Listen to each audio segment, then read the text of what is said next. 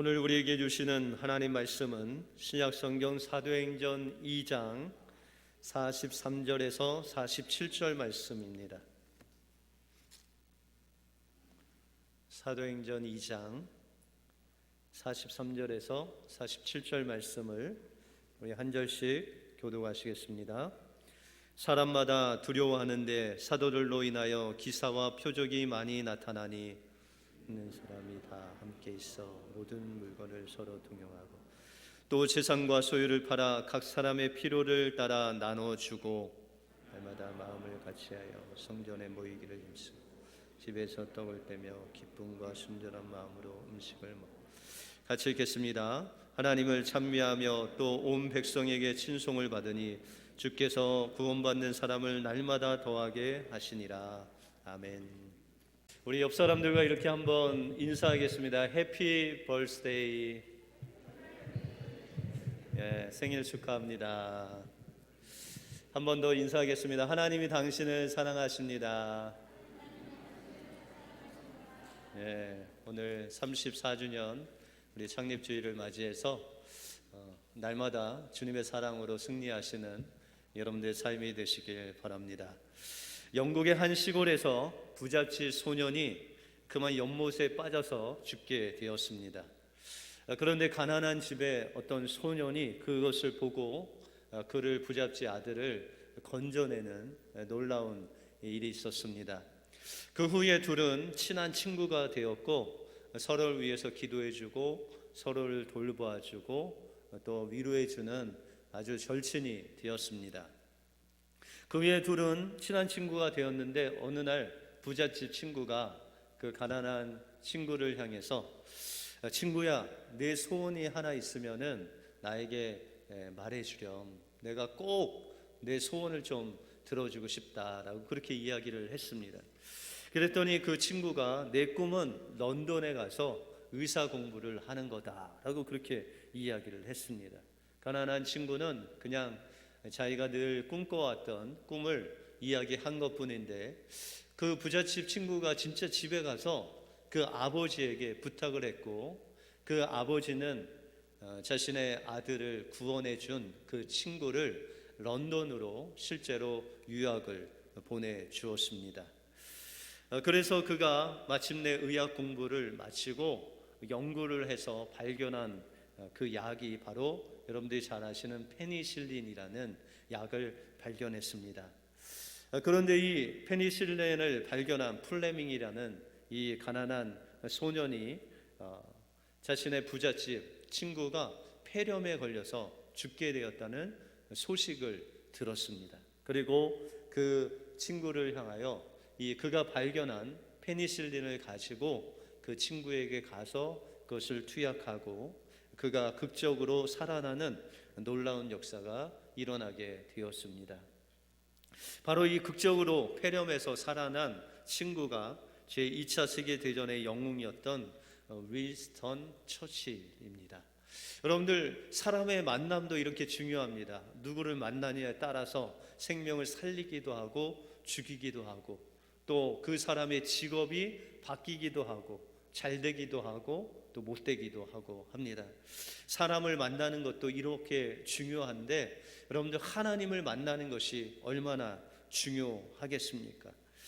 우리가 하나님을 만나면 하나님께서는 생명, 우리 육신의 생명이 아닌 영원한 생명을 살리는 놀라운 역사를 우리에게 베풀어 주신다는 것입니다. 우리 교회가 34번째 생일을 맞이했습니다. 34번째 맞이했다는 것은 우리의 영적인 나이도 이렇게 성숙해 가고 있다는 것입니다. 그러므로 하나님께서 우리 교회에 원하시는 것은 예배를 통해서, 여러분들의 삶을 통해서 하나님을 만나는 것입니다. 그냥 정해진 시간에 예배 왔다 가는 것, 그것이 예배가 아니라 예배를 통해서 하나님을 만나고 성숙해지고 변화되는 삶을 사는 것, 그것이 바로 예배하는 교회의 모습이다라는 것입니다. 우리 교회가 하나님을 매일매일 만나고 변화되는 예배하는 교회로 거듭나기를 주님의 이름으로 축원드립니다. 오늘 본문을 통해서 하나님과의 만남이 있는 예배하는 교회는 어떤 교회고 또 예배하는 교회를 통해서 하나님께서 주시는 축복이 무엇인지 오늘 본문을 통해서 살펴보겠습니다. 먼저 예배하는 교회는 예배 가운데 하나님을 만남으로 변화되는 공동체가 바로 예배하는 교회다라고 말할 수 있습니다. 오늘 본문은 마가 다락방에 120명 문도가 하나님 앞에 간절히 기도할 때 성령이 임하시고 그 성령이 임함으로 말미암아 하나님이 이 120 문도를 인도하셨는데 어느 자리로 인도하셨냐? 예배의 자리로 인도해 주셔서 그곳에서 하나님을 만나고 하나님과 대화하고 하나님의 음성을 듣는 놀라운 하나님의 은혜를 맛보게 되었다는 것입니다. 이렇게 예배를 통해서 하나님을 만나니까 이 초대교회 교인들이 변화가 됐습니다. 어떻게 변화가 됐을까요? 44절 이하에 보시면 믿는 사람들이 다 함께 있어 모든 물건을 서로 통용하고 또 재산과 소유를 팔아 각 사람의 필요를 따라 나눠 주었다라고 말씀하고 있습니다. 이 초대교회가 예배를 통해서 주님을 만나니까 변화된 것이 무엇이냐? 자신의 모든 소유를 팔아서 없는 자들, 필요로 하는 자들을 다 나누어 주었다는 것. 이것이 하나님을 만나는 예배의 역사고 또한 변화의 역사다라고 말씀하고 있다는 것입니다. 그러면 그들의 예배의 모습은 어땠냐? 우리가 46절에 보시면 날마다 마음을 같이하여 성전에 모이기를 힘쓰고 집에서 떡을 떼며 기쁨과 순전한 마음으로 음식을 먹고 하나님을 찬미했다라고 말씀하고 있습니다. 이들은 그냥 주일에 한 번 모여서 예배 드린 것이 아니라 매일 성전에 모여서 하나님께 예배하고 그것도 모자라서 가정에 모여서 떡을 떼며, 여기서 떡을 뗀다는 것은 주님의 만찬, 그 살과 피에 동참하는 성찬을 매일 모일 때마다 하나님께 드리고 또한 마음을 같이하여 하나님 앞에 찬미했다라고 말씀하고 있습니다. 그런데 더 놀라운 것은 이런 예배하는 또한 신앙생활을 하는 초대교인들의 모습을 보고 주변에 있는 믿지 않는 사람들이 그들을 칭찬했다라고 말씀하고 있습니다. 47절에 보시면 온 백성에게 친송을 받으니 주께서 구원받는 사람을 날마다 더하셨다라고 말씀하고 있습니다. 여러분들, 우리가 이렇게 예배할 때 주변에 있는 사람들이 저 사람들 예배하는 모습을 너무나도 멋있고 칭찬하는 사람이 있습니까? 그런데 그들은 칭찬을 받았다는 거예요. 그러면 어떻게 그 예배를 통해서 또한 그들의 예배를 통해서 하나님 만나고 변화된 삶을 통해서 믿지 않는 사람들의 칭찬을 받았겠습니까? 우리가 사도행전 6장을 보시면 이 초대교회가 한 일에 대해서 말씀하고 있습니다. 이 예루살렘 교회, 초대교회가 날마다 일주일에 한 번이 아니라 매일매일 그 예루살렘 공동체 안에 있는 믿는 자나 믿지 않는 자나 과부들이 있었다는 거예요. 이 과부라는 것은 자신의 힘으로 도저히 살아갈 수 없는 소외되고 가난하고 정말 궁핍한 연약한 자들을 이야기합니다. 그들을 매일 아침부터 저녁까지 식사를 제공했다는 거예요. 또 그들이 먹을 것뿐만 아니라 입을 것 또한 생활 필수품을 그들에게 매일 나눠주었다는 거예요. 그것을 무엇으로 나눠줬어요? 자신들이 가지고 있는 땅을 팔고 소유를 팔고 자신의 돈을 들여서 그 가난한 자고 소외된 자 또 연약한 자들에게 그것을 다 나눠주는데 자신의 모든 소유를 드렸다는 것입니다. 어떻게 이렇게 자기의 그 소유를 그 사람들에게 다 나눠줄 수 있었을까요? 그들은 예배를 통해서 하나님을 만났기 때문에, 하나님을 만나니까 소유욕이 없어지고 정말 가난하고 소외된 그 사람들을 나눠줄 수 있는 그 마음이 바로 예배를 통해서 하나님을 만남으로 그 마음이 부어졌기 때문입니다. 그러면 하나님께서 우리에게 원하시는 예배의 모습은 어떤 모습일까요? 여러분들 구약에 보시면 하나님을 만난 사람이 나옵니다. 여러분들 모세 알아요? 모세 알아요? 우리 주일학교 학생들 모세? 네, 저기 3명 아는 것 같은데 더 알죠? 예, 근데 이 모세가 하나님께 십계명을 받기 위해서 산으로 올라갔어요. 어디로 올라갔어요?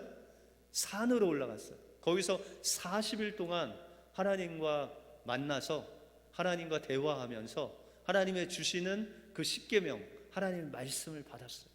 근데 모세가 이제 40일이 지나고 산에서 내려오는데 얼굴에서 광채가 난 거예요. 얼굴에서 막 빛이 나니까는 사람들이 두려워해서 모세를 만나기를 싫어했어요. 여러분들 그 광채는 어디로부터 나온 것입니까? 여러분들 하나님을 모세가 만나니까 하나님의 영광이 이 모세에게 전달되어서 그 모세에게 하나님의 영광이 나타난 거예요.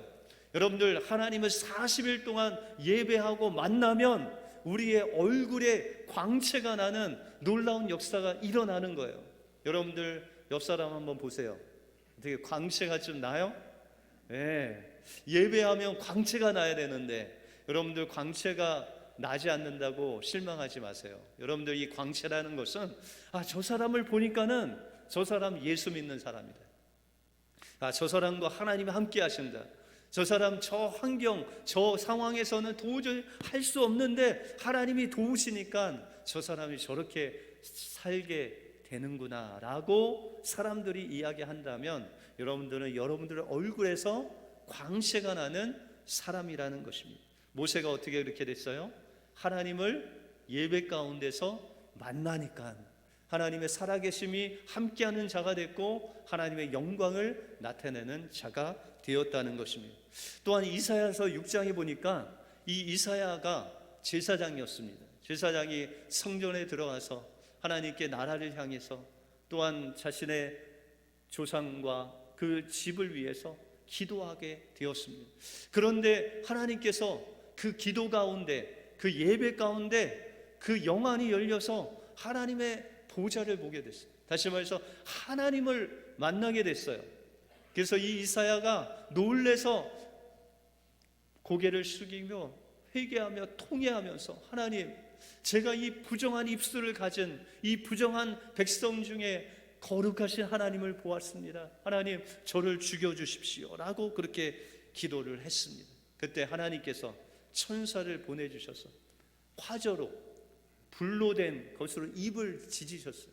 다시 말해서 우리가 하나님을 만날 때 예수 그리스도의 보혈로 우리의 죄를 용서해 주시고 주님께서 우리를 만나 주신다는 거예요.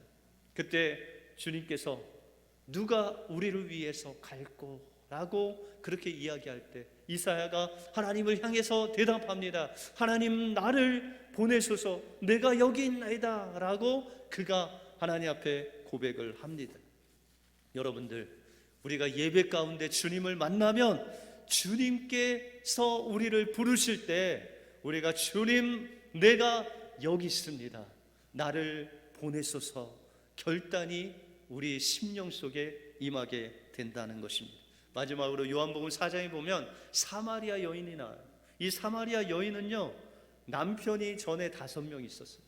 또한 유대인들이 상종도 하지 않는 그런 부정한 사람이었어요. 그런데 그 여인을 만나기 위해서 예수님이 찾아오셨어요. 그리고 그에게 이야기하기를 너는 유대인이 아니어도 된다. 남편이 많은 것 상관없다. 그러나 네가 마음과 정성을 다해서 하나님께 예배하면 하나님의 자녀가 될 수 있다라는 그 소망의 말씀을 듣고 그가 예수님을 그 마음속에 영접하게 됩니다. 여러분들, 예수 그리스도를 예배 가운데 영접하고 만나면 변화되는 거예요.